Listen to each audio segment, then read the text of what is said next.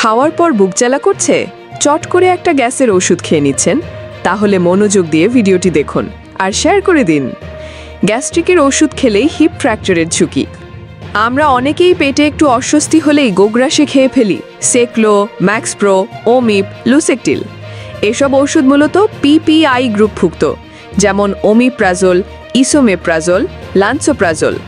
জানেন কি, বিএমডি জার্নালে প্রকাশিত গবেষণা বলছে যারা 2 বছরের বেশি সময় ধরে এসব ঔষধ খান তাদের হিপ ফ্র্যাকচারের ঝুঁকি 50% বেড়ে যায়।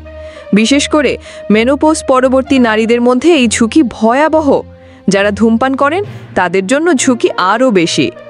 গবেষণা পরিচালনায় ছিলেন বস্টনের ম্যাসাচুসেটস জেনারেল হসপিটালের গ্যাস্ট্রোএন্টেরোলজিস্ট ডাক্তার হামিদ খলিলি।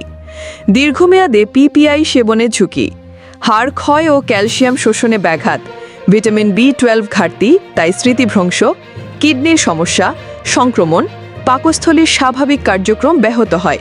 তাই অবশ্যই বিশেষজ্ঞ চিকিৎসকের পরামর্শ অনুযায়ী ওষুধ গ্রহণ করে সুস্থ থাকুন। ASBD24 সত্য প্রকাশে অপসীম। চ্যানেলটি সাবস্ক্রাইব করুন।